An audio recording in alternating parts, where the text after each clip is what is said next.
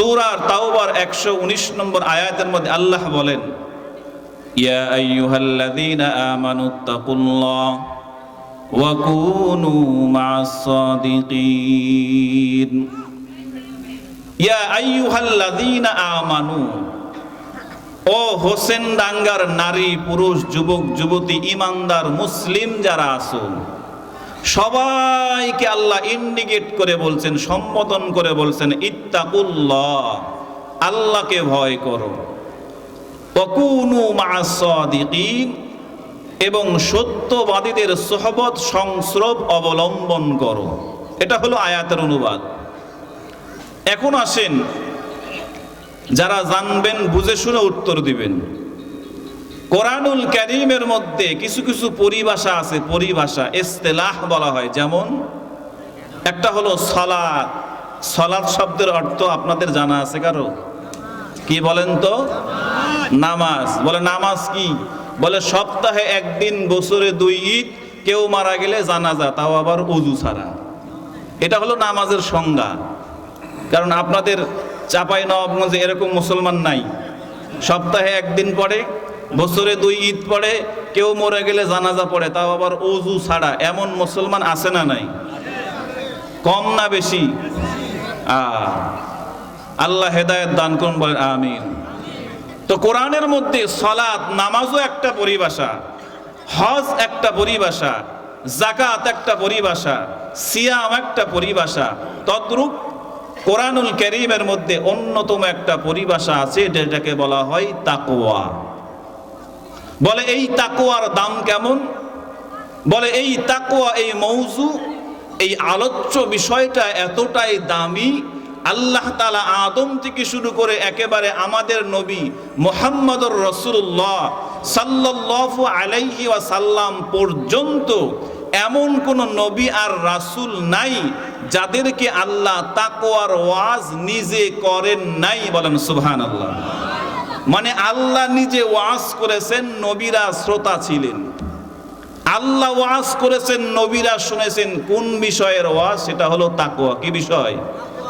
এই তাকওয়া এতটাই দামি, এতটাই দামি যে আল্লাহ তাআলা আপনাকে আমাকে তাকওয়ার গুণ অর্জন করার জন্য দীর্ঘ 30টা দিন সিয়াম সাধনার মাধ্যমে তাকওয়ার গুণ অর্জন করার জন্য 1টা মাস রোজাই ফরজ করেছেন। বলেন সুবহানাল্লাহ। কারণ রমজান মাসে যেই তাকওয়াটা আপনার আমার দিলে অর্জন হয়, সেটা বাকি 11 মাসে অর্জন করা সম্ভব। কেমন? সামনে আসবে। এই তাকওয়ার পরিভাষা হলো, সংক্ষেপ অর্থ হলো আল্লাহর ভয়। কার ভয়? সবাই একটু বলেন না, কার ভয়? আল্লাহর ভয়। এখন আসেন, আল্লাহর ভয়টা কেমন হবে? তাফসিরে কুরতুবীর প্রথম খণ্ডের 162 নম্বর পৃষ্ঠার মধ্যে এসেছে, খলিফাতুল মুসলিমিন, অর্ধ পৃথিবীর বাদশা। নাম কি? ওমা, নাম জানেন না আপনারা? ঘুম আসতেছে? বালিশ টালিশ দেওয়া লাগবে নাকি? অর্ধ পৃথিবীর বাদশা ছিলেন হযরত ওমর। এই অর্ধ পৃথিবীর বাদশা হযরত ওমর একদিন আরেকজন সাহাবী, কোন সাহাবী? রাসূল বলেন, যেই সাহাবীকে আমি নবী কোরআন তেলাওয়াত করে নিজেই শুনাইতাম। বলেন সুবহানাল্লাহ। রাসূল যেই সাহাবীকে কোরআন তেলাওয়াত করে শুনাইতো, রাসূল পড়তো, ওই সাহাবী শুনতো, সেই সাহাবীকে বলা হয় কারিউল কুররা উবাই ইবনে কাব। হযরত ওমর একবার এই উবাই ইবনে কাবকে জিজ্ঞেস করতেছেন, উবাই, মা হুয়া তাকওয়া? হোয়াটস দ্য ডেফিনেশন অফ তাকওয়া? উবাই, তাকওয়া মানে যে আল্লাহর ভয়, এই আল্লাহর ভয়টা আবার কেমন? এটা কি চাঁপাইনবাবগঞ্জের আমের মতো খাইতে? কি এটা? তো উবাই ইবনে কাব বলতেছেন, ওমর, তাকওয়া কি জিনিস এটা বোঝার জন্য আপনাকে একটা প্রশ্ন করি। হযরত ওমর বলে, করো প্রশ্ন। বলে, আপনি কোনোদিন এমন রাস্তা দিয়ে গেছেন, বুঝেন, যেই রাস্তার ডানেও কাটা, বামেও কাটা, নিচেও কাটা, উপরেও কাটা? দ্যাট মিন্স যেই রাস্তার চতুর্দিক দিয়ে কাঁটা আর কাঁটা। এমন রাস্তা দিয়ে হেঁটেছেন? হযরত ওমর বলে, হ্যাঁ হেঁটেছি। বলে, ওই রাস্তা দিয়ে কিভাবে হেঁটেছেন? বলে, এতটা সতর্কতা অবলম্বন করেছি যাতে করে একটা কাঁটাও যেন আমার গায়ে লাগে। হযরত উবাই ইবনে কাব বলেন, খলিফা, আপনি যেমন কাঁটা থেকে নিজের শরীরকে হেফাজত করেছেন, যার দিলে তাকওয়ার গুণ আছে, ওই বান্দা দুনিয়াতে থাকা অবস্থায় ওই গুনাহকে ওই কাঁটার মতো ভয় করে গুনাহ থেকে নিজেকে হেফাজত করে। বলেন সুবহানাল্লাহ। তার মানে যার দিলে যত বেশি আল্লাহর ভয় আছে সে তত বেশি গুনাহ বেশি করবে না কম করবে? আর যার দিলে আল্লাহর ভয় নাই ও দেখবেন সব গুনাহও করে। কিছু কিছু লোক পাওয়া যায় এলাকায় যাদের দুনিয়াতে কোনো গুনাহ কাজা নাই। গুনাহ কাজা নাই বুঝেন? হ্যাঁ, গুনাহ কাজা নাই মানে দুনিয়ার যত আকাম কুকাম পাপ বলেন সব জায়গায়ও আছে। কিছু পার্সন পাবলিক এমন এলাকায় আছে না, চুরি হলেও ও আছে, এফটিজিং হলেও ও আছে, মারামারি হলেও ও আছে, অর্থাৎ এমন কোনো গুনাহ নাই যে ও করে না। তাহলে বুঝতে হবে এর দিলে আল্লাহর ভয় আছে না নাই। আর যেই বান্দা গুনাহ দেখলে নিজেকে হেফাজত করে, গুনার কাজে আমি নাই, নামাজের প্রথম কাতারে, ভালো কাজে, তাফসির মাহফিলে, দুনিয়ার যত ভালো কাজ আছে সব ভালো কাজে বান্দা পার্টিসিপেট করে, বুঝতে হবে তার দিলে কার ভয় আছে। তাহলে এটা আপনাদের কাছে স্পষ্ট, ভালো কাজে যত বেশি অংশগ্রহণ করবে বুঝতে হবে দিলে আল্লাহর ভয় আছে, আর গুনার মধ্যে যত অংশগ্রহণ করবে বুঝতে হবে আল্লাহর ভয়। এখন আসেন, এই তাকওয়াটা কেমন হবে, কেমন তাকওয়ার স্কেল? আপনাদের কি কষ্ট হচ্ছে? চলবে তো নাকি ইনশাআল্লাহ? কেবল তো শুরু। ইনশা কয়টা পর্যন্ত চালাবেন? 11টা তো বাজেই গেল। আল্লাহ, চলবে ইনশাআল্লাহ। আমি 16 বেশি নয়, মাত্র 16 ঘন্টা জার্নি করে কুমিল্লা থেকে আপনাদের এখানে এসেছি।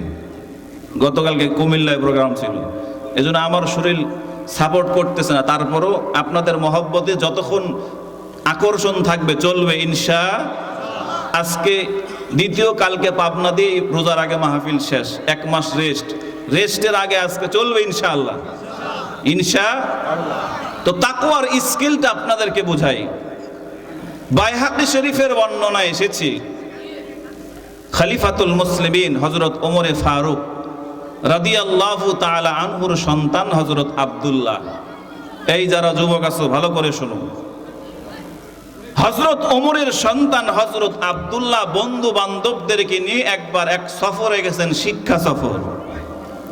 আমাদের দেশের শিক্ষা সফর নয়, কিন্তু আমাদের দেশের শিক্ষা সফর হলো কেমন, উপরে সাইনবোর্ড ভালো ভিতরে খারাপ, নাম দিছে শিক্ষা সফর কিন্তু সব আকাম কুকাম।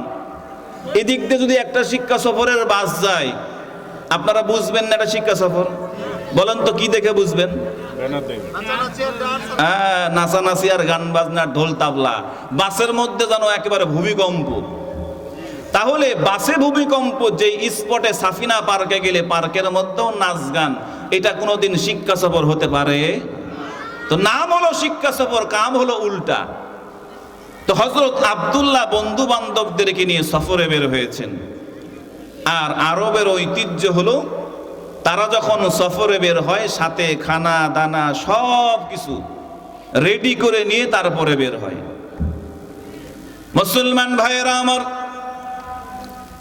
হাদিসের মধ্যে পাওয়া যায় হযরত আব্দুল্লাহ হযরত ওমরের সন্তান যখন সফরের মধ্যে বের হয়ে গেছেন, নির্দিষ্ট গন্তব্যে যাওয়ার পরে হযরত আব্দুল্লাহ এবার বন্ধুদেরকে ডাক দিয়ে বলেন, বন্ধুরা রে, আমাদের সঙ্গে যেই খানা দানাগুলো রান্না বান্না করে আমরা বাড়ি থেকে নিয়ে এসেছি, ও বন্ধুরা সুন্দর করে দস্তরখানা বিছায় দাও।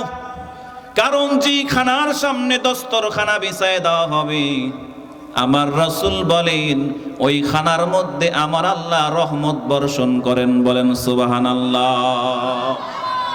দস্তরখানা বিছানো হয়ে গেল, এবার সুন্দর করে খানাগুলো রেডি করা হয়ে গেল।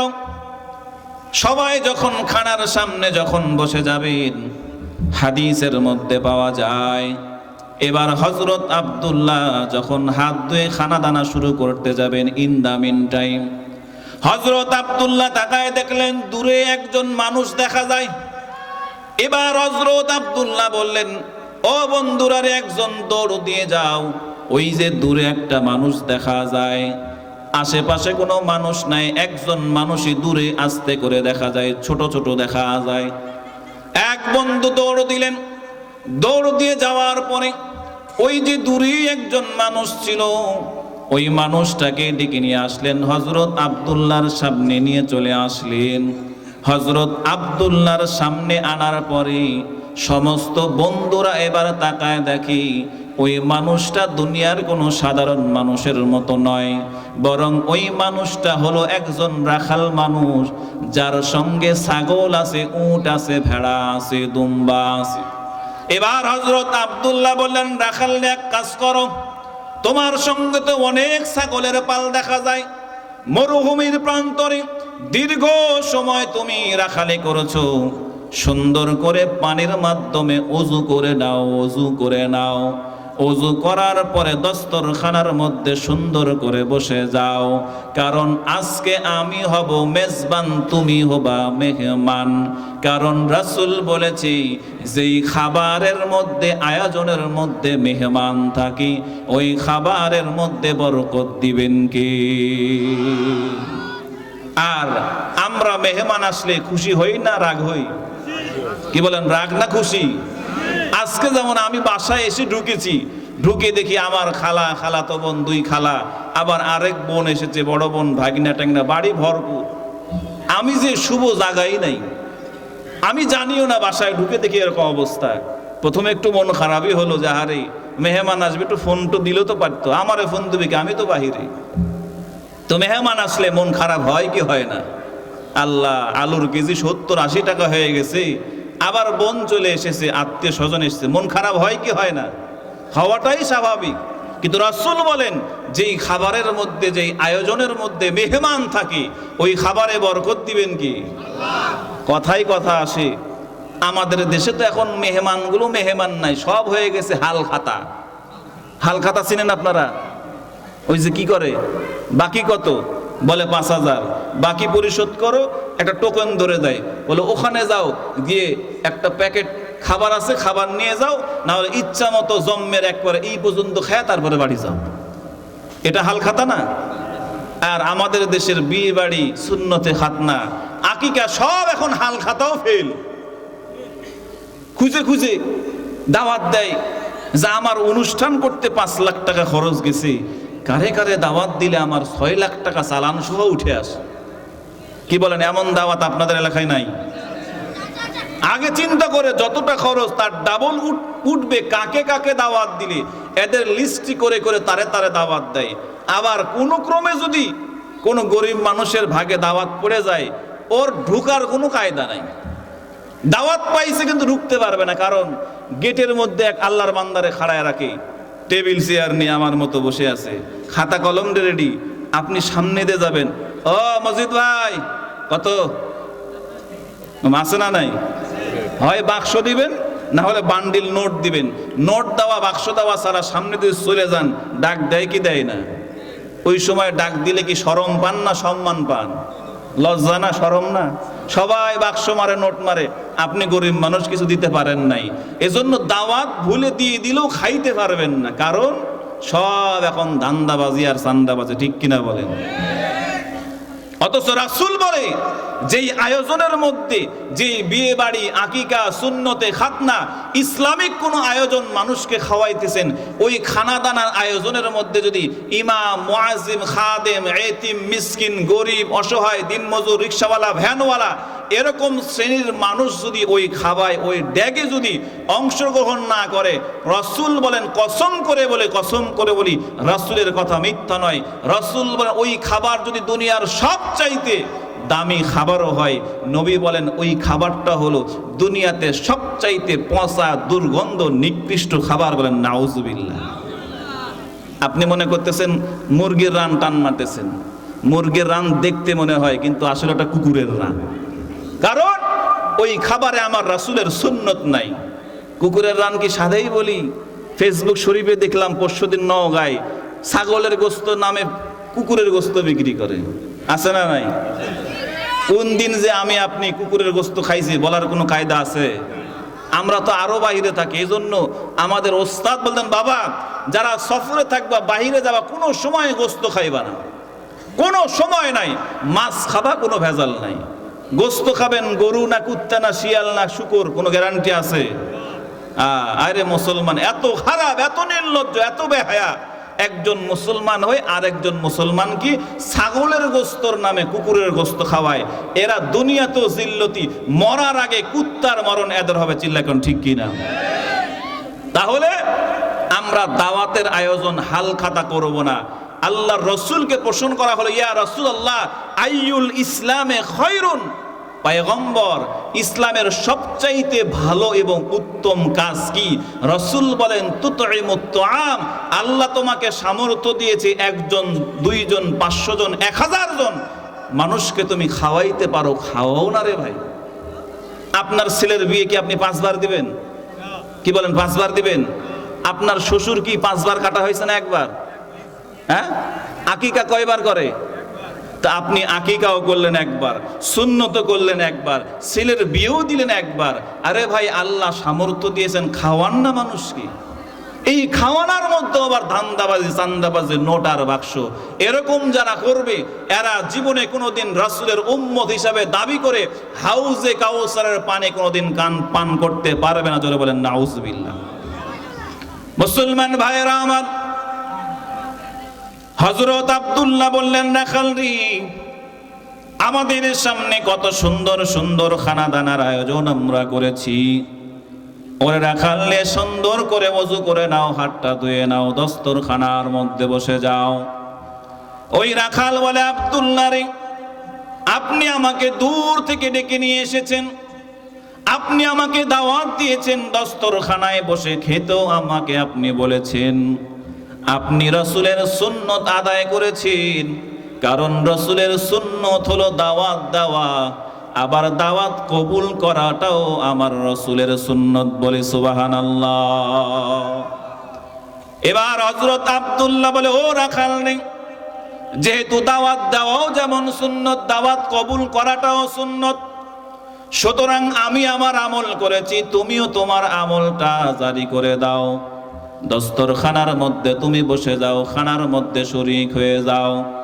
ওই রাখাল বলে, আব্দুল্লাহ রে দাওয়াত কবুল করাটা তো সুন্নত, আমি আপনার দাওয়াত কবুল করলাম, কিন্তু দস্তরখানায় বসে আমি খেতে পারবো না। দাওয়াত কবুল করেছে কিন্তু খেতে পারবে? এটা কি ভালো হলো না আরো রাগ করবে? আপনার সঙ্গে আরেক বন্ধুর অনেক দিন ধরে গ্যাঞ্জাম ছিল, হঠাৎ করে একদিন দুইজনের মাঝখানে বিবাদ মীমাংসা হয়ে গেছে। এখন আপনি বলেন, বন্ধু চলো আমরা হোসেনপুর বাজারে গিয়ে দুইজন দুইটা মিষ্টি আর চা খাই। এখন দোকানে যাওয়ার পরে বন্ধু বলে, না রে আমি মিষ্টিও খাবো না, চাও খাবো না। তাইলে অন্য কিছু খাও? বলে না ওটাও খাবো না। তাইলে মনে হয় তুমি আমার উপর এখনো রাগ করে আছো। কি ভাববে, কি ভাববে না? না না রাগ করি নাই, রাগ করি নাই। রাগ করে তাহলে মিষ্টি খাও, চা খাও, জিলাপি খাও, পেঁয়াজি খাও। না আমি কিচ্ছু খাবো না। তাহলে তুমি এখনো রাগ করে আছো? না আমি রাগও করে নাই। কি ঝামেলা কি বাড়বে না আরো কমবে? তুমি রাগও করে নাই আবার কিছু খাইবাও না? না না আমার বিশ্বাস তুমি রাগ করে আছো। তোমাকে বলতেই হবে, হয় খাইবা না হলে বলবা রাগ করে আছো। কারণ মানুষ হলো, আরবিতে একটা প্রবাদ আছে, আল ইনসানু হারিসুন ফিমা মুনিয়া। মানুষকে যেটা নিষেধ করা হয় এটা কি আরো কম করে না বেশি করে? চাপায়ের মানুষ কেমন জানি না, দেয়ালের মধ্যে যদি লিখে রাখা হয় এখানে পেশাব করিবেন না, করিলে 100 টাকা জরিমানা, ওই লেখার নিচে পেশাব কম করে না বেশি করে? কারণ পাবলিক এটাতে পড়ে কেমন, এখানে পেশাব করিবেন, না করিলে 100 টাকা জরিমানা। আছে না নাই? এমন ডাউট আছে না নাই? তার মানে মানুষকে যেটা নিষেধ করা হয় এটা মানুষ আরো কি করে, বেশি করে।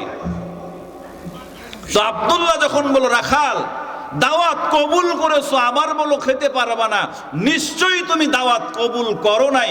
যদি দাওয়াত কবুল করো খেতে বসো, আর যদি কবুল না করো সেটাও বলো। রাখাল বলে আব্দুল্লাহ, দাওয়াত কবুল করেছি কিন্তু খেতে পারবো না। জোরে বলেন সুবহানাল্লাহ।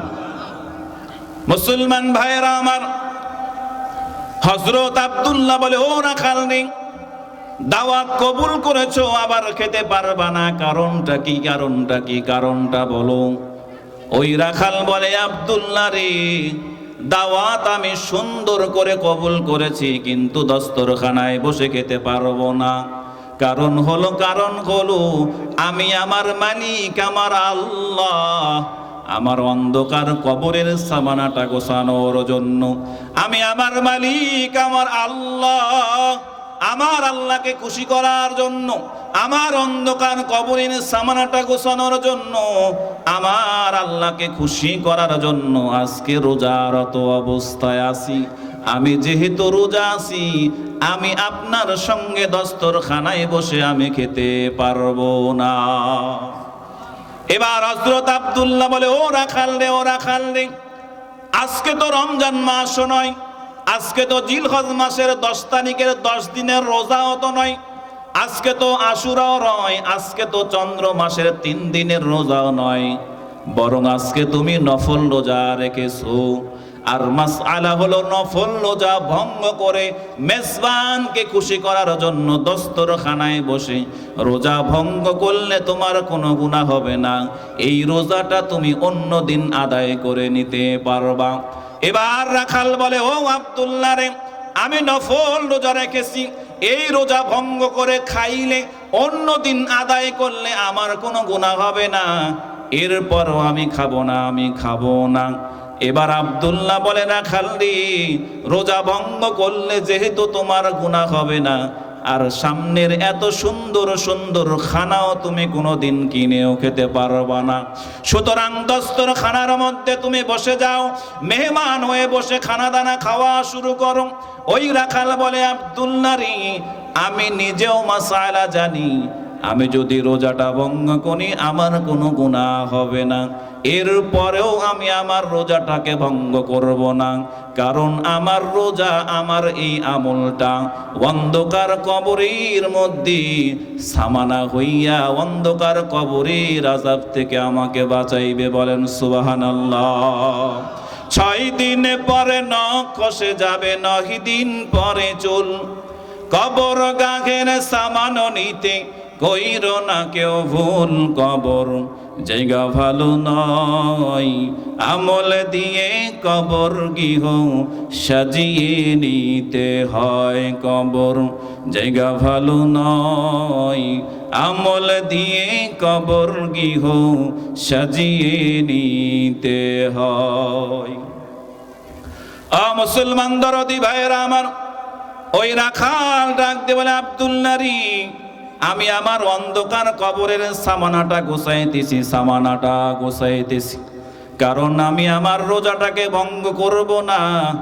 অন্ধকার কবরের মধ্যে যখন আযাবের ফেরেশতা আমার কাছে চলে আসবে, রাসূল আরবি বলেন, আযাবের ফেরেশতা যখন চলে আসবে, চতুর্দিক দিয়ে যখন আযাবের ফেরেশতা আপনাকে আমাকে ঘিরায় নেবে, রাসূল বলেন, যেই বান্দা দুনিয়াতে বেঁচে থাকা অবস্থায় কোরআন তেলাওয়াত করত, তারপরে আপনার জন্য সুন্দর করে বিছানা বানানো হইতো, আপনার জন্য তাবু রেডি করা হইতো, যেই তাবুর মধ্যে আপনার বিছানাপত্র, তোশক, জাজিম, ল্যাপ, কাঁথা, কম্বল, বালিশ সুন্দর করে ডেকোরেশন করা হইতো।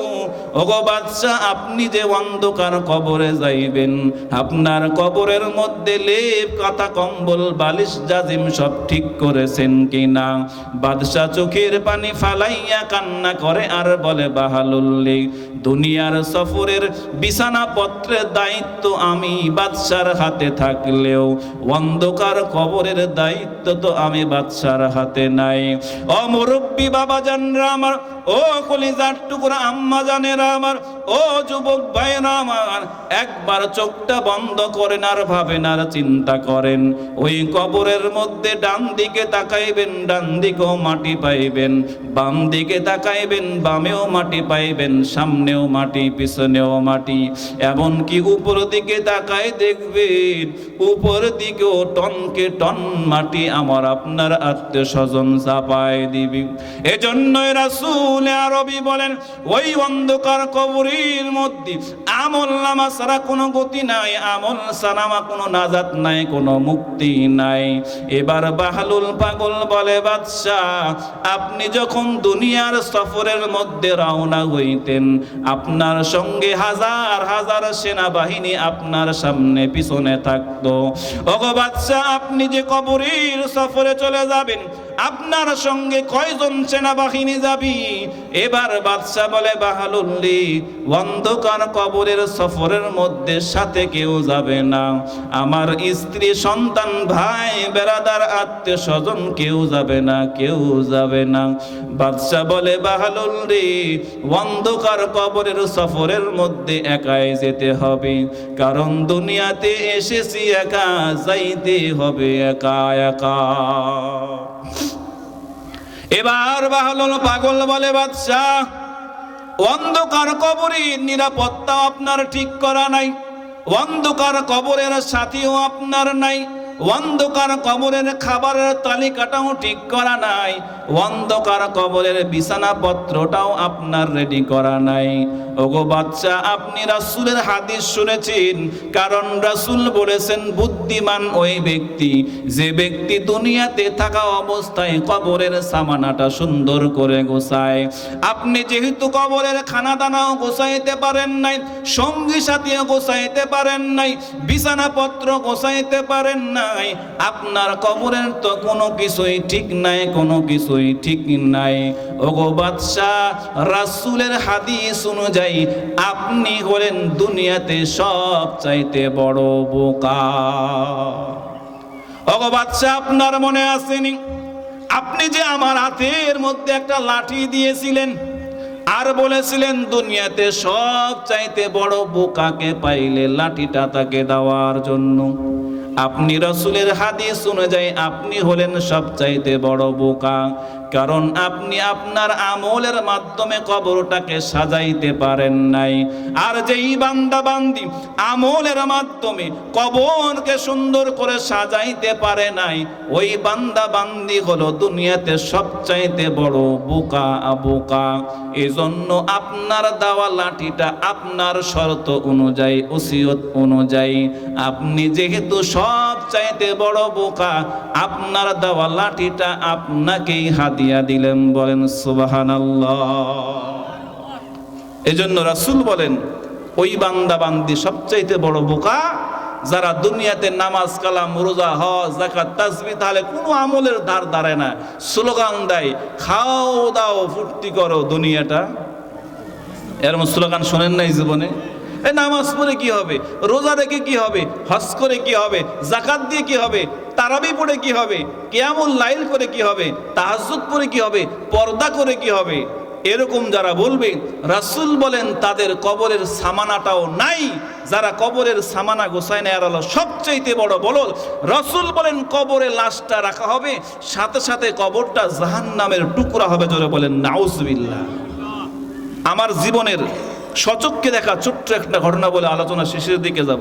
আমি নিজে দেখেছি কবরে আযাব কেমন, নিজে দেখেছি।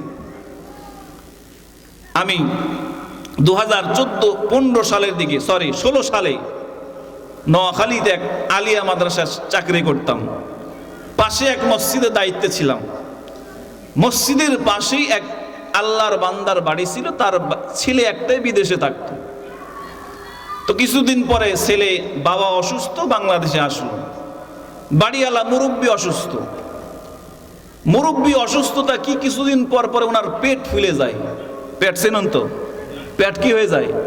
ফুলে বড় হয়ে যায়। তো আমাকে ডাক দেয়, আমি মাঝে মধ্যে গিয়ে পেটে ঝাড়া দেই, ফু দেই, এইভাবেই দেই, কিন্তু কাজ হয় না।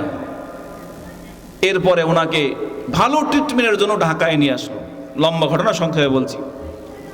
ঢাকায় নিয়ে আসার পরে ডাক্তার কয়েকদিন ট্রিটমেন্ট করার পরে বলল, আপনার এটা ভালো হবে না, বাড়িতে নিয়ে যান, যে কয়েকদিন বাসে আল্লাহ ভরসা।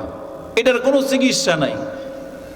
আল্লাহর কি কাম, বাড়িতে আসার পরে 7-8 দিন মনে হয় বেঁচে ছিল। 7 কি 8 দিন পরে ওই বান্দার ইন্তেকাল হলো, মারা গেল। মারা যাওয়ার পরে ওর জানাজা আমি নিজে পড়াইছি। জানাজা পড়ানোর পরে ওই বান্দাকে যখন কবরে দাফন করার জন্য কবরস্থানে নিয়ে গেলাম, আমরা সবাই গেলাম। ওনার কবরে ওনার ছেলে নেমেছে, ওনার মেয়ে জামাই নেমেছে, আরেকজন ওনার আত্মীয়, 3 জন লাশ নামানোর জন্য কবরে নেমেছে। আমাদের দেখা ঘটনা বলতেছে। কবরে লাশ নামানোর পরে ওই 3 ব্যক্তি যখন কবর থেকে উঠবে, আমরা কবরস্থানের প্রায় 200-250 মানুষ সবাই তাকায় দেখলাম প্রত্যেকের পায়ের গোড়ালি পর্যন্ত রক্তে ভরপুর, টুপটাপ একেবারে। রক্ত চিনেন তো? পায়ের গোড়ালি চিনেন? পায়ের গোড়ালি পর্যন্ত 3 জন মানুষের কয়টা পা? 6 পায়ে রক্তে টুপটুপ করতেছে, একবারে তাজা রক্ত। এটা দেখার পরে কবরস্থানের প্রত্যেকটা মানুষ তো একেবারে কিংকর্তব্য বিমূঢ়। কি ব্যাপার?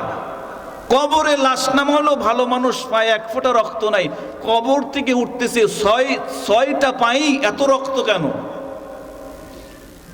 যখন উঠেছে, অথচ কিন্তু এখনো মাটি দেওয়া হয় না কবরে, কিন্তু লাশটা কি বল রেখে ওরা উঠতেছে। এখন বাঁশ দিবে, এরপরে কি দিবে? মাটি দিবে। মানুষ মাটি দেওয়া দূরে কথা, সবাই এখন বলে কি ব্যাপার, পায়ে রক্ত কেন? সবাই হুমড়ি খেয়ে 3 জনের কাছে পড়ছে। আমিও আগায় গেলাম। আমি বললাম, ওনার ছেলের নাম সম্ভবত আরিফ। আমি বললাম, আরিফ ভাই কি ব্যাপার, পায়ে রক্ত কেন ভাই? কোন সমস্যা? কি হইল? ওদিকে কিন্তু কবর পড়ে আছে।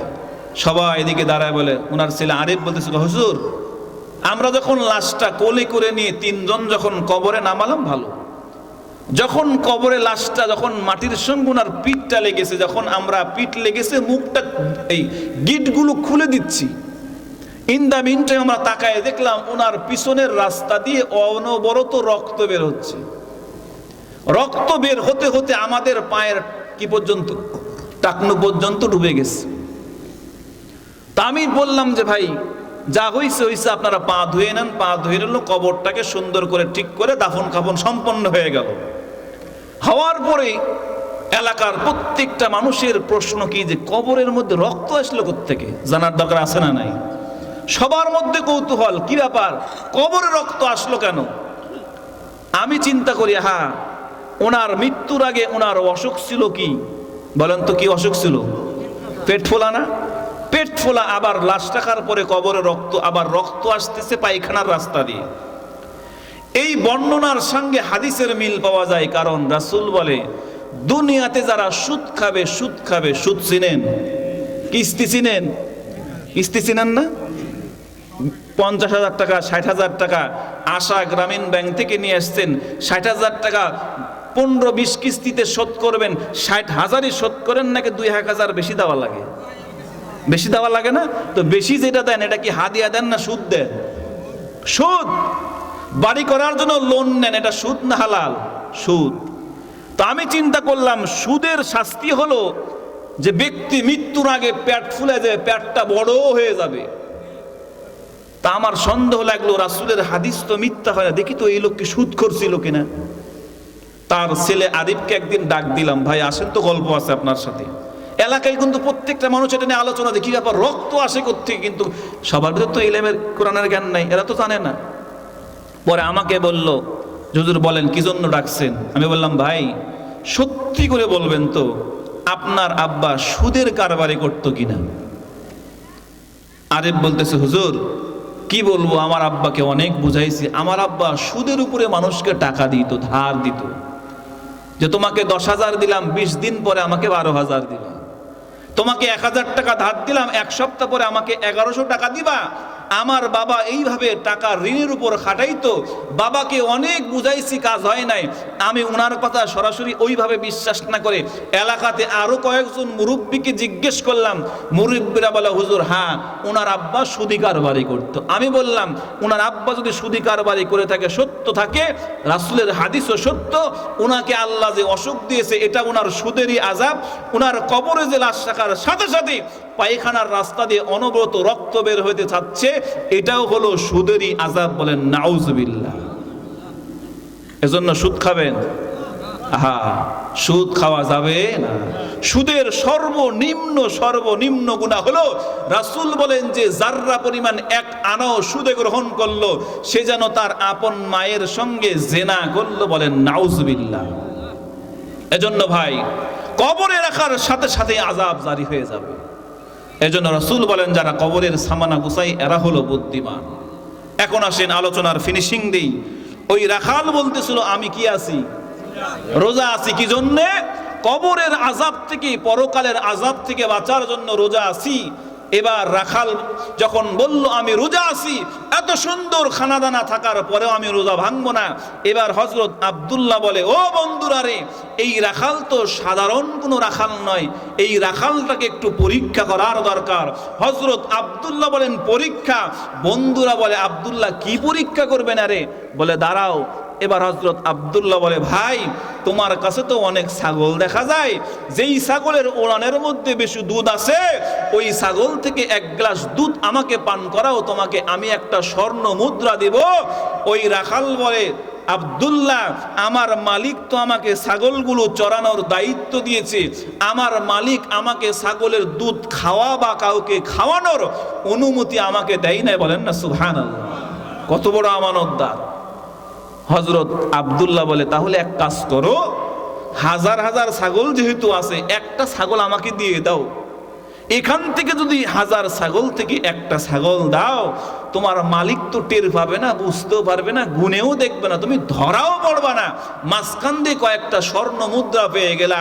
ওই রাখাল বলে আব্দুল্লাহ আমার মালিকের কাছে আমি ধরা পড়বো না, আমার মালিক হয়তো কোনোদিন জানতে পারবে না, কিন্তু আপনার আমার অরিজিনাল মালিক আল্লাহ, ওই আল্লাহর চোখকে তো ফাঁকি দেওয়া যায় না। বলেন না সুবহানাল্লাহ। এটাকেই বলা হয় তাকওয়া।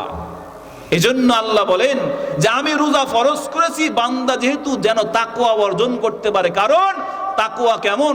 বলে উনি রোজা আছে কিনা আমি জানি না, উনি যদি পুকুরের তলে ডুব দিয়ে পানি খায় আর সারা এলাকায় বলে বেড়ায় আমি রোজা আছি, উনার রোজা আসা থাকা না থাকার বিষয়টা দুনিয়ার কোনো মানুষ বলতে পারবে? এরপরও মানুষ পানি খায় কেন খায় না কেন? কার ভয়ে? আল্লাহর ভয়। কারণ দুনিয়ার কোনো মানুষ না দেখলেও একজন দেখেন, তিনি কি? এই আল্লাহ দেখছেন, আল্লাহ শুনছেন, আল্লাহ অল টাইম আপনাকে আমাকে কুদরতের সিসি ক্যামেরার মধ্যে আওতাভুক্ত রেখেছেন।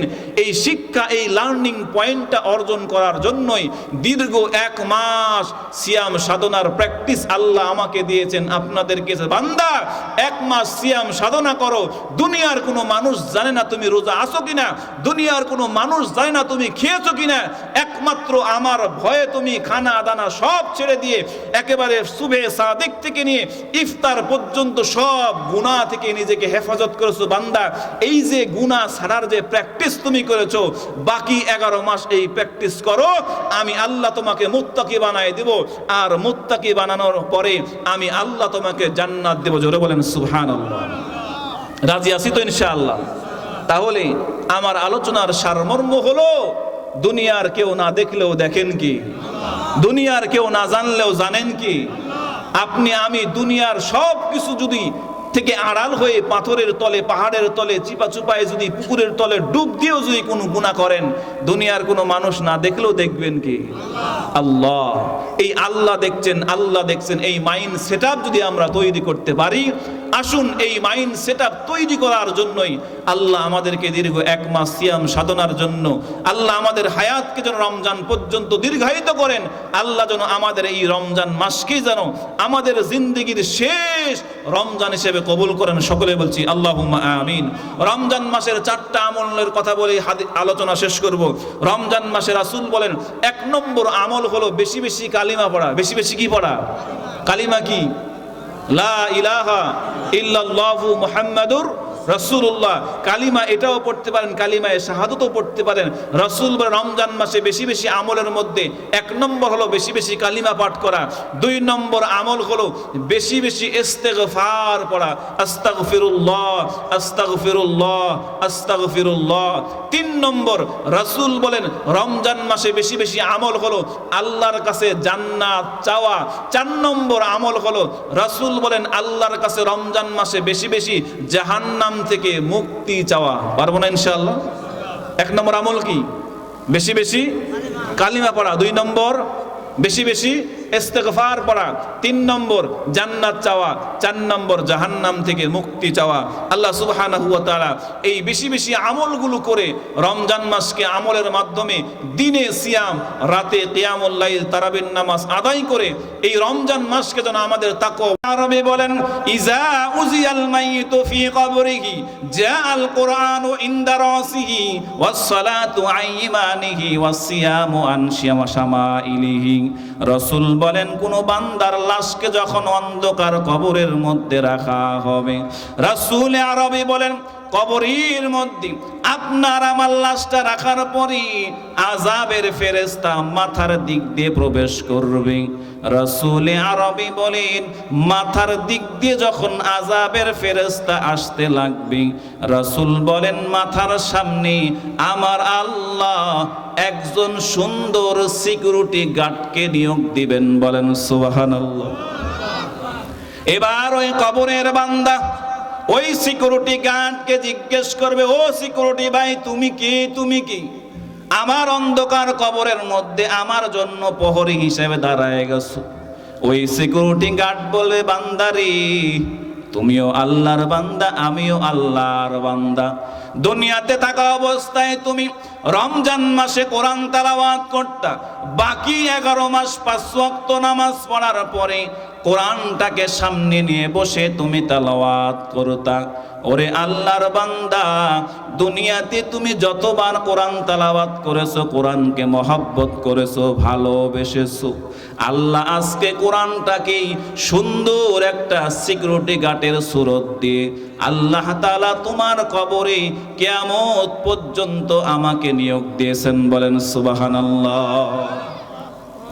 রাসূল আরবি বলেন, ওই বান্দার কবরের মধ্যে কোরআনটা মাথার দিক দিয়ে গার্ড হিসেবে দাঁড়ায় যাবে। আপনার আমার মাথার দিক দিয়ে আর আযাবের ফেরেশতা প্রবেশ করতে পারবে না। রাসূল বলেন, আযাবের ফেরেশতা তখন ডান দিকে চলে আসবে। ডান দিকে আসার পরে ডান দিকেও তাকায় দেখবে সুন্দর একজন সিকিউরিটি গার্ড দাঁড়ায় আছে। এবার কবরের বান্দাও প্রশ্ন করবে, আযাবের ফেরেশতাটাও প্রশ্ন করবে, ও সিকিউরিটি গার্ড, তুমি কি? তুমি কি এই কবরের মধ্যে কি করো? এবার ওই সিকিউরিটি গার্ড বলবে, আযাবের ফেরেশতারে, এই বান্দা দুনিয়াতে থাকা অবস্থায় 5 ওয়াক্ত নামাজ সুন্দরভাবে আদায় করত।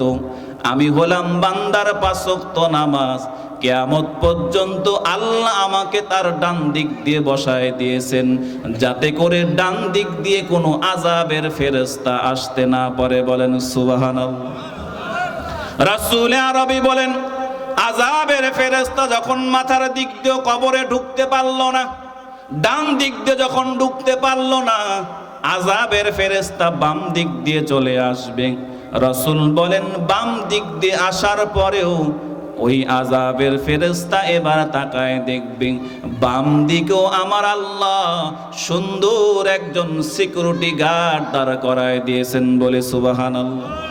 এবার আযাবের ফেরেশতা বলবে, ও সিকিউরিটি গার্ড, তুমি কি? তুমি কি এইখানে তুমি কি করো? ওই আযাবের ফেরেশতা প্রশ্ন করার পরে ওই সিকিউরিটি গার্ড বলবে, ও আযাবের ফেরেশতা, এই বান্দা দুনিয়াতে থাকা অবস্থায় রমজান মাসের 30টা রোজা বান্দা সুন্দরভাবে আদায় করেছে। এই বান্দা আশুরার রোজাও রেখেছে, এই বান্দা জিলহজ মাসের রোজাও রেখেছে। আমি হলাম বান্দার রোজা, আমি হলাম বান্দার সিয়াম। আমার আল্লাহ কিয়ামত পর্যন্ত আমাকে এই বান্দার কবরের বাম পাশে দাঁড় করায় দিয়েছে, যাতে করে এই বাম পাশ দিয়ে কোনো আযাবের ফেরেশতা যেন কবরের মধ্যে ঢুকতে না পারে। বলেন সুবহানাল্লাহ। রাসূল বলেন, মাথার দিক দিয়ে বন্ধ, ডান দিক দিয়েও আযাবের ফেরেশতা যাওয়া বন্ধ, বাম দিক দিয়েও বন্ধ। বাকি থাকে কোন দিক? বাকি থাকে পায়ের দিক। পায়ের দিক রাসূল বলেন আযাবের ফেরেশতা যখন মাথা ডান বাম এই দিক দিয়ে ঢুকতে না পেরে যখন পায়ের দিকে চলে আসবে, রাসূল বলেন পায়ের দিকে আযাবের ফেরেশতা এসে দেখবে ওই দিকেও আল্লাহ সুন্দর একটা নিরাপত্তা প্রহরী দাঁড় করায় দিয়েছেন, বলি সুবহানাল্লাহ। আযাবের ফেরেশতা বলবে, এই তুমি কে, এখানে কি করো? আযাবের ফেরেশতা বলবে, আমি হলাম বান্দার হজ যাকাত নেক আমল, যত আমলে সালেহ বান্দা পূর্ণের কাজ করেছে সব আমলকে আল্লাহ তাআলা আমার রূপ দান করে আমাকে এখানে দাঁড় করিয়ে দিয়েছে। কিয়ামত পর্যন্ত কোনো আযাব আর আযাবের ফেরেশতা এই কবরে ঢুকতে পারবে না, বলি সুবহানাল্লাহ। রাসূল আরবি বলেন এইভাবে যখন সব দিক দিয়ে যখন ব্লক, সব দিক দিয়ে বন্ধ, রাসূল বলেন আযাবের ফেরেশতা আর কবরে প্রবেশ করতে পারবে না। ওই কবরের মধ্যে আমার আল্লাহ জান্নাতের বিছানা বিছায় দিবেন, বলে সুবহানাল্লাহ। তাহলে রমজান মাসে যেই আমলগুলো বেশি বেশি করবেন, 1 নম্বর 5 ওয়াক্ত নামাজ জামাতের সহিত পড়া যাবে তো ইনশাআল্লাহ? চা দিতে বল। 1 নম্বর কি? 5 ওয়াক্ত নামাজ। 1 নম্বর কি? 5 ওয়াক্ত নামাজ জামাতের সহিত পারবো না ইনশাআল্লাহ? আহারে আমার এলাকার আমার সমাজের যুবক সারা রাত মোবাইল টিপে, আছে না নাই? আছে না? সারা রাত মোবাইল আর ফেসবুক শরীফ চালায়, ইউটিউব শরীফ চালায়, চালাইতে চালাইতে 3টা 4টা একেবারে বাজাইয়া এরপরে 3টা 4টার সময় ঘুম যায়, এক ঘুমের দুপুর 12টা। আছে না নাই? এমন যুবক আপনাদের এলাকায় নাই? আমাদের এলাকায় বহুত আছে যারা সারা রাত মোবাইল টিপি 4টার সময় 3টার সময় ঘুম যায়। এমন অনেক মা বোন আছে না নাই? আহা, ফজরের নামাজ পড়ে না, ঘুম যায়। জোহরের নামাজ পড়বে কিনা তারও ঠিক নাই। ও যুবক, ও যুবতী বোন, এমন একদিন আসবে ফজরের নামাজ পড়েন নাই, জোহরের নামাজও পড়ার সুযোগ পাবেন না। জোহরের নামাজে খাটলিতে করে আপনার আমার লাশটা যাবে, এমন হওয়ার সম্ভাবনা আছে না নাই? কেমন করে ঘুমাও তুমি ফজর করে কাজা,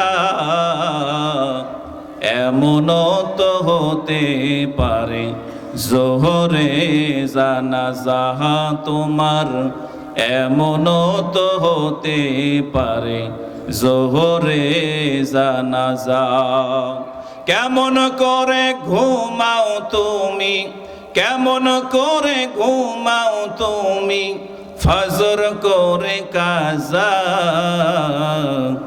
এমনও তো হতে পারে জোহরে জানাজা তোমার, এমনও তো হতে পারে জোহরে জানাজা।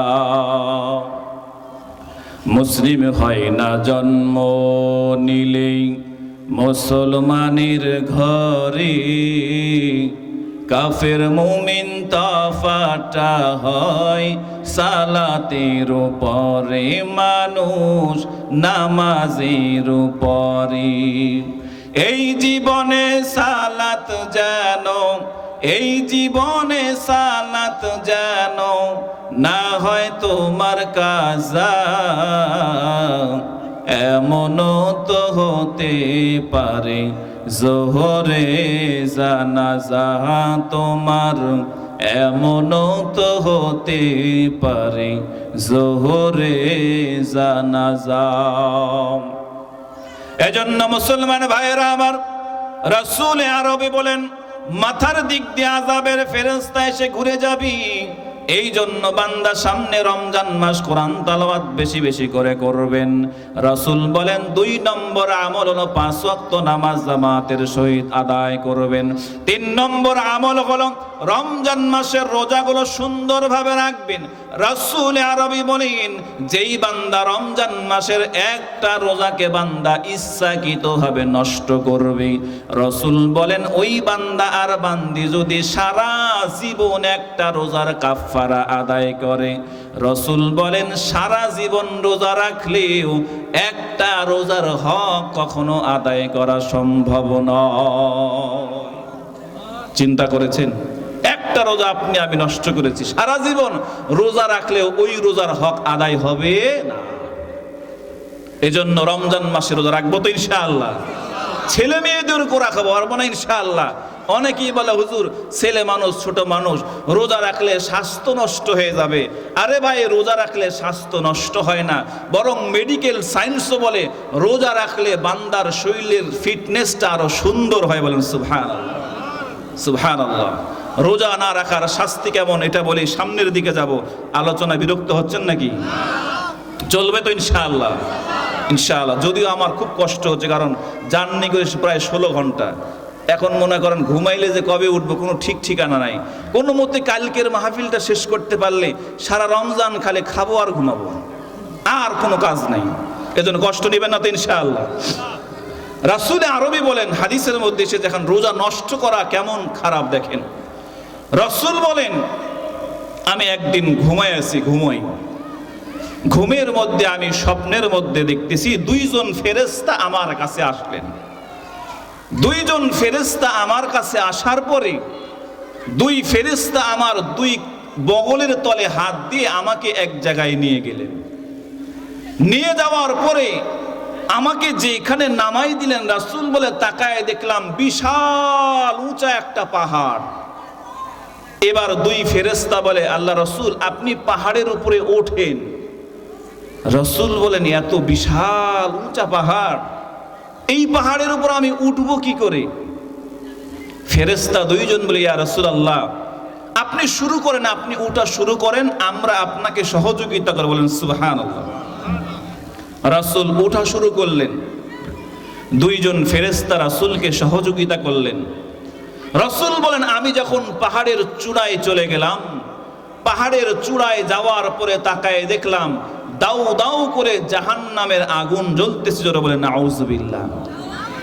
রাসূল বলেন, জাহান্নামের আগুনের মধ্যে কিছু মানুষ ভুনা হইতেছে, ফ্রাই চিকেন ফ্রাইয়ের মতো ভুনা হইতেছে।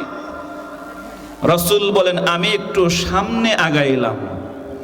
সামনে আগানোর পরে তাকায় দেখলাম কিছু মানুষকে আল্লাহ উল্টায় লটকায় রেখেছে, লটকায় অর্থাৎ পাগুলো উপরে, মাথাটা কি নিচে ঝুলায় রেখেছে।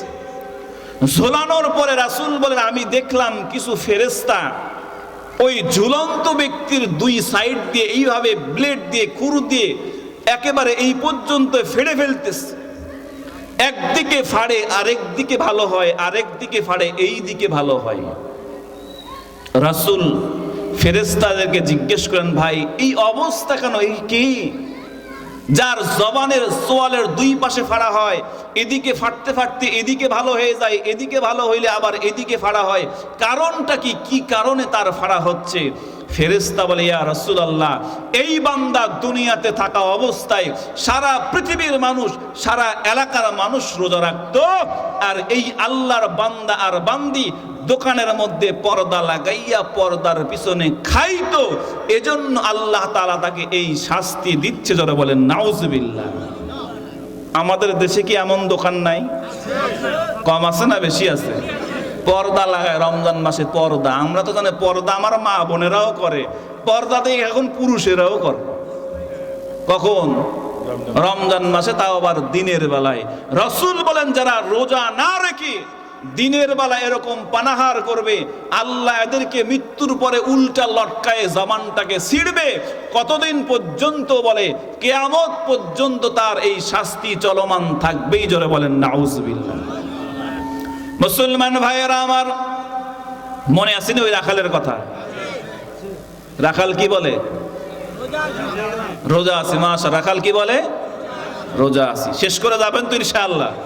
কি বল 3 ভাগের 1 ভাগ গেছে, আরো 2 ভাগ বাকি আছে। রাখাল বলে আমি কি আছি? কেন রোজা আছে? আল্লাহর ভয়ে, কবরের সামানা গোছানোর জন্য। কারণ অন্ধকার কবরে আমল নামা যাবে, আমল নামা ছাড়া দুনিয়ার টাকা পয়সা, ধন দৌলত, বাড়ি গাড়ি কিছুই যাবে। মুসলমান ভাইয়েরা আমার, এবার আসেন, রাসূল আরবি বলেন, কবরের মধ্যে যখন আপনার আমার লাশটাকে রাখা হবে, কবরের চতুর্দিক দিয়ে আযাবের ফেরেশতা গ্রেফতার হয়ে যাবে। রাসূল বলেন অন্ধকার কবরের মধ্যে আমল ছাড়াই কিছু যাবে না, আমল ছাড়া কিছু যাবে না।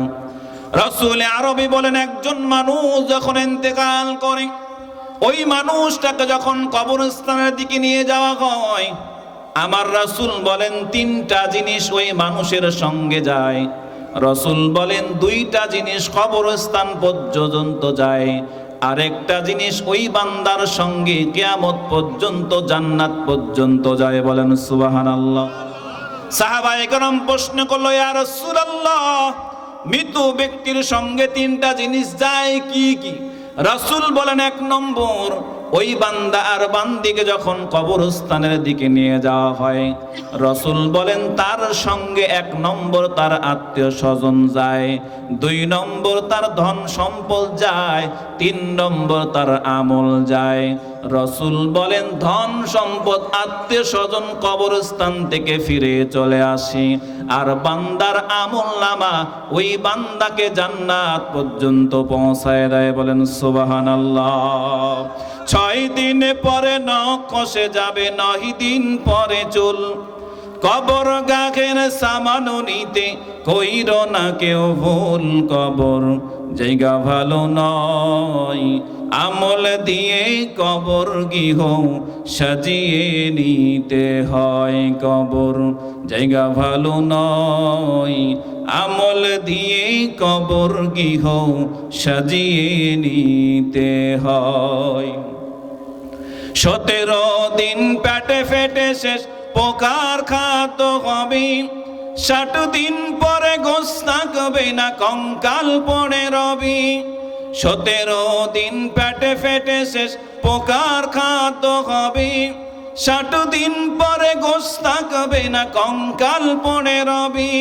90 দিনে হাড়গুলি সব, 90 দিনে হাড়গুলি সব আলাদা হয়ে রয়, কবর জায়গা ভালো নয়, আমল দিয়ে কবর গৃহ সাজিয়ে নিতে হয়, কবর জায়গা ভালো নয়, আমল দিয়ে কবর গৃহ সাজিয়ে নিতে হয়। মুসলমান দরদি ভাইয়ের আমার, ও কলিজার টুকরা আম্মা জানেন আমার, পয়গম্বর আরবি বলেন অন্ধকার কবরটা হলো মারাত্মক জায়গা। রাসূল বলেন দুনিয়ার কোন মানুষ যদি অন্ধকার কবরের আযাবকে সচক্ষে দেখতে পারতো, রাসূল বলেন ওই বান্দা কবরের আযাবকে দেখার সাথে সাথে ওই জায়গাতেই কলিজা ফেটে মারা যাইতো। বলেন আল্লাহু আকবার। এজন্য পয়গম্বর আরবি বলেন আমি মেরাজের রজনীতে জাহান্নামের 7টা স্তরের আযাব আমি পয়গম্বর সচক্ষে দেখেছি। রাসূল বলেন অন্ধকার কবরের মতো ভয়ঙ্কর আযাব আমি পয়গম্বর কোনোদিন দেখি নাই। এজন্য আমার রাসূল বলে, ও উম্মতের দলেরা, আল কাইয়িসু মান দানা নাফসাহু ওয়া আমিলা লিমা বাদাল মাউত। রাসূল বলে আমার উম্মতের মধ্যে সবচাইতে বুদ্ধিমান বুদ্ধিমান বুদ্ধিমান ওই উম্মত যেই উম্মত দুনিয়াতে 40 বছর হায়াত পেয়েছে, যেই উম্মত দুনিয়াতে 50-60 বছর হায়াত পাওয়ার পরে বান্দা দুনিয়ার হায়াতের মাধ্যমে কবরকে সুন্দর করে সাজাইছে, যেই বান্দা দুনিয়ার হায়াত পাওয়ার পরে রমজান মাসের রোজা সুন্দর করে রেখেছে, যেই বান্দা 5 ওয়াক্ত নামাজ পড়েছে, যেই বান্দে পর্দায় চলেছে, নেক আমল করেছে, রাসূল বলেন যেই বান্দা নেক আমলের মাধ্যমে অন্ধকার কবরকে সুন্দর করে সাজাইছে, আমার রাসূল বলেন ওই বান্দা বান্দি হলো দুনিয়াতে সবচাইতে বড় বুদ্ধিমান। বলে সুবহানাল্লাহ। আর রাসূল বলেন বোকা বোকা কারা? বলে বোকা হলো তারা যারা দুনিয়ার 50-60 বছর জীবন পাওয়ার পরে নামাজের দ্বার দাঁড়ে না। আছে না নাই? ওই নামাজ পড়ে কি হবো? আরেকজন নামাজ পড়েও চুরি করে, আমি তো নামাজ না পড়েই ভালো আছি। কও রোজা রেখে কি হবে, আমার ঘরে কি খানার অভাব? এরকম পাবলিক আছে না নাই? রোজা কি খানার অভাবের কারণে রাখে?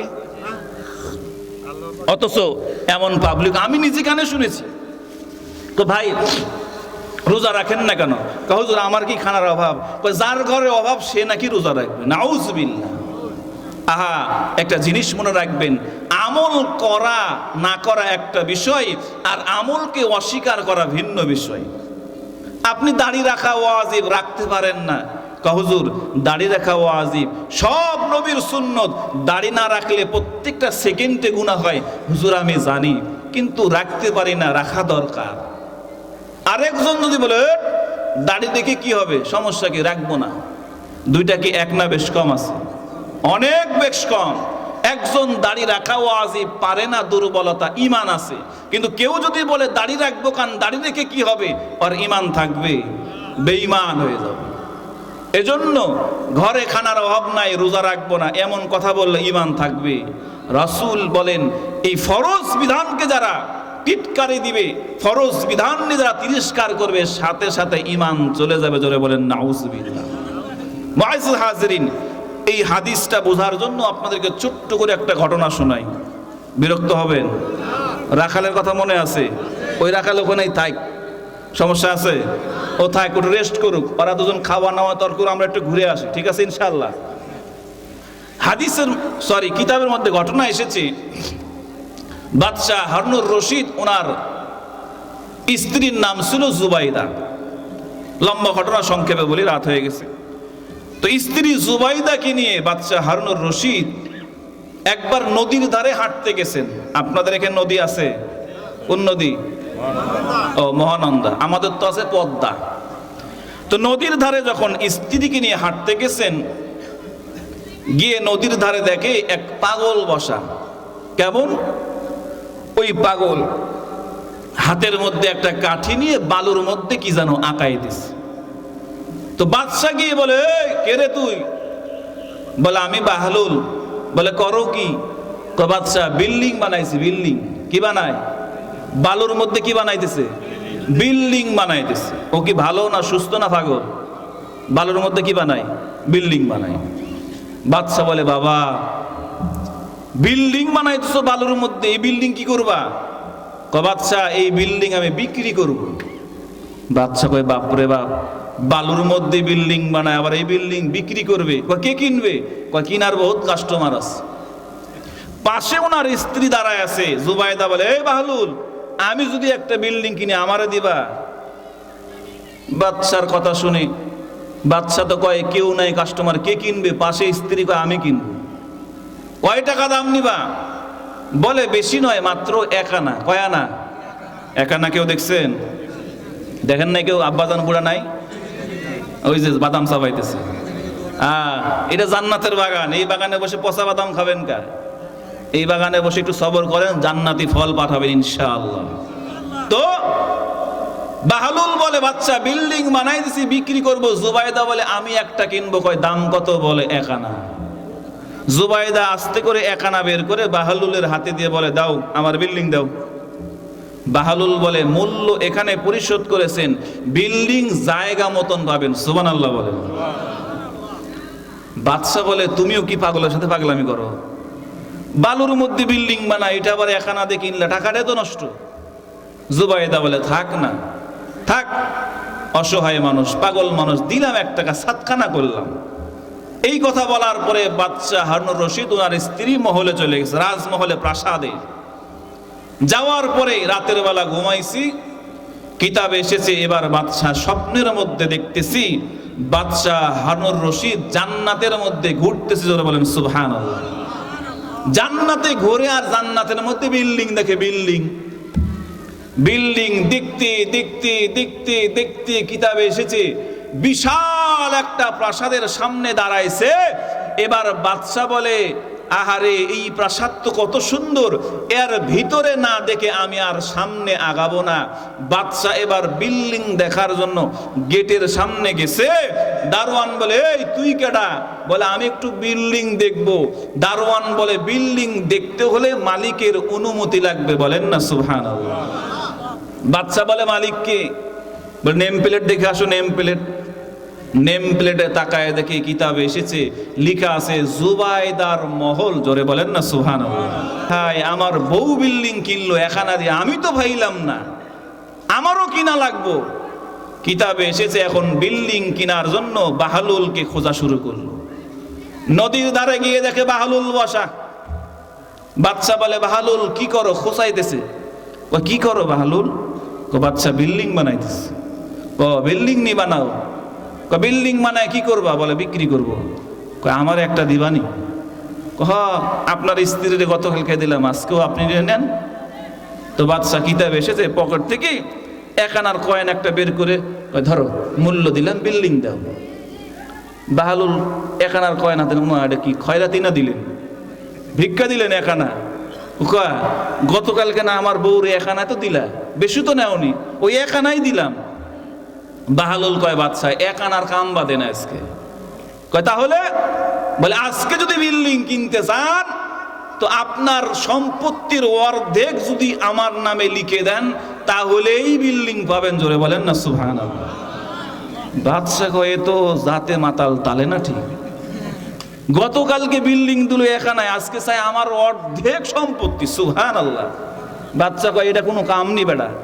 গতকালকে আমার বউরে দিলে 1 আনায়, আজকে আমার কাছে এত দাবি করতেছো, কারণ কি?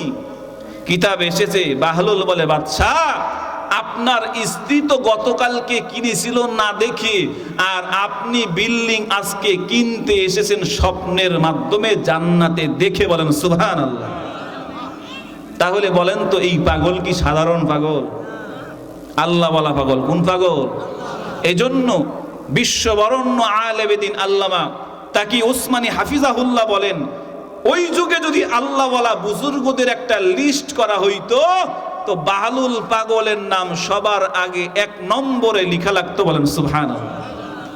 আল্লাহ ওয়ালা পাগল ছিল, দুনিয়ার কোনো পাগল নয়।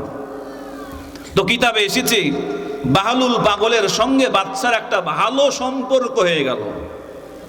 বাদশা এবার আইন জারি করলো, শোনো, বাহলুল পাগল যদি কোনো সময় আমার দরবারে আসে তাকে কেউ বাধা দিবা না। কারণ নিয়ম হলো ভোটের আগে এমপিরা আমাদের দাঁড়ে দাঁড়ে ঘুরে, ভোটের পরে কি আর পাওয়া যায়? আমরা তাদের দাঁড়ে দাঁড়ে ঘুরলেও তাদেরকে পাওয়া যায়? পাবেন না, পাবেন না। তো বাহলুল পাগল যদি রাজ দরবারে আসে কেউ তাকে বাধা দিবা না, ওর মন চায় আসবে, মন চায় যাবে। এটা হলো বাদশার নিয়ম। কিতাবে এসেছে হঠাৎ করে বাহলুল পাগল রাজ দরবারে এসেছে। আসার পরে এবার বাদশা বলে, বাহলুল তোমার জন্য আজকে একটা আমি হাদিয়া রেখেছি। বাদশা বলে, তোমার জন্য হাদিয়া রেখেছি? বাহলুল বলে, বাদশা আপনি হাদিয়া দিবেন? এত বড় খলিফাতুল মুসলিমিন? বলে হ্যাঁ। হাদিয়ার কথা শুনেই বাহলুল পাগল আত্মহারা। বাদশার হাদিয়া? না জানি আমাকে কি দেয়, কোন রাজ্যটা আমার নামে লিখে দেয়। কিতাব এসেছে বাদশার হাতে একটা লাঠি ছিল। লাঠি চিনেন তো আপনারা? ওই গরু মারা লাঠি না, আবার বাবাজির হাঁটি লাঠি। কোন লাঠিয়ালা আব্বাজান নাই কেউ? কই? ওই যে আব্বাজান আছে। লাঠিটা একটু দেখান তো বাবাজি, দেখেন লাঠি চুনুক পোলাবেন। হ্যাঁ, এরকম বাদশার হাতে একটা রাজ দরবারে শাহিন শাহর মতো লাঠি ছিল।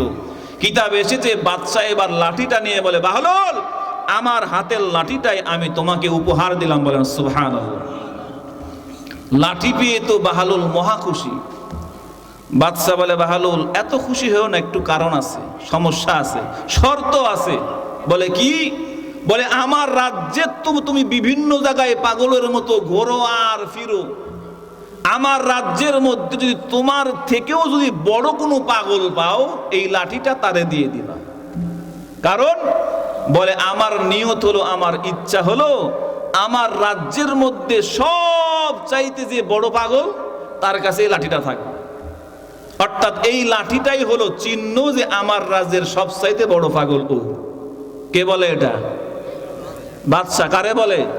তার মানে এই লাঠিটা কোনো হাদিয়ার লাঠি নয়, বরং এই লাঠিটা হলো চিহ্ন, যার কাছে থাকবে সে হলো বাদশার রাজ্যের মধ্যে সবচাইতে বড় বোকা আর পাগল। জোরে বলে নাউজুবিল্লাহ। মুসলমান ভাইয়েরা আমার, বাহলুল পাগল বলে, বাদশা আপনি আমাকে লাঠি হাদিয়া দিয়েছেন, আবার ওসিয়ত করে দিয়েছেন, আমি যদি আমার চাইতে বড় কোনো পাগল পাই এই লাঠিটা তাকে হাদিয়া দিয়ে দিব। এবার বাহলুল পাগল বলে, বাদশা টেনশন করেন না, আপনার রাজ্যের মধ্যে আমি বিভিন্ন জায়গায় হেঁটে বেড়াই, ঘুরে ফিরা করি, আমার চোখের সামনে যদি কোনো বড় মাপের পাগল পাওয়া যায়, এই লাঠিটা আমি তাকে হাদিয়া দিয়ে দিব। এই কথা বলার পরে বাহলুল পাগল রাজদরবার থেকে বের হয়ে গেছেন। রাজদরবার থেকে বের হওয়ার পরে এবার বাহলুল পাগল রাস্তার মধ্যে ঘুরে আর পাগল খোঁজে, পাগল খোঁজে। বাহলুল পাগল বর্ণনা করি, আমি রাস্তার মধ্যে তো দুনিয়ার অনেক পাগল দেখতে পাই, কারণ দুনিয়াতে কিছু মানুষ আছে টাকার পাগল, কিছু মানুষ আছে গাড়ির পাগল, কিছু মানুষ আছে ক্ষমতার পাগল, কিছু মানুষ আছে নারীর পাগল, গাড়ির পাগল, টাকার পাগল, ক্ষমতার পাগল। বাহলুল পাগল বলে এমন পাগলের তো কোনো অভাব নাই, চারিদিকে দুনিয়াদারি পাগল পাওয়া যায়। বাহলুল বলে আমি তো দুনিয়ার পাগলকে তালাশ করি না, আমি পাগল তালাশ করি আমার মাওলার, আমার আল্লাহর পাগলকে আমি তালাশ করি। বাহলুল পাগল বলে 3 বছর হয়ে গেল পাগল তালাশ করে আমি দুনিয়ার পাগল পাই, কিন্তু আল্লাহর পাগল আমি খুঁজে পাই না। বাহলুল বলে কয়েক বছর যাওয়ার পরে হঠাৎ করে আমার কানের মধ্যে খবর আসলো বাদশার অবস্থা বেশি ভালো নয়। এই খবর শোনা মাত্রই বাহলুল পাগল এবার রাজদরবারে চলে গেছেন। রাজদরবারে যাওয়ার পরই এবার বাদশার মাথার সামনে বসে বলে, বাদশাহ কি অবস্থা, কি খবর বলেন? শুনলাম আপনার শরীরের অবস্থা বেশি ভালো নয়। বাদশাহ বলে, বাহলুল রে, আমার অবস্থা তো বেশি ভালো নয়, আমি আর হয়তো বেশি দিন এই দুনিয়ায় থাকতে পারবো না। বাহলুল পাগল বলে, বাদশাহ এই দুনিয়ায় থাকবেন না, আপনি যাইবেনটা কই, যাইবেন কই? বাদশাহ বলে, বাহলুল রে, এই দুনিয়ায় থাকবো না, আমি পরকালের মুসাফির হয়ে যাব। বাহলুল পাগল বলে, বাদশাহ দুনিয়াতে কোনো জায়গায় যদি আপনি সফরে যান, 10 দিন 20 দিন 1 মাস পরে আপনি আবার রাজদরবারে ফিরে আসেন।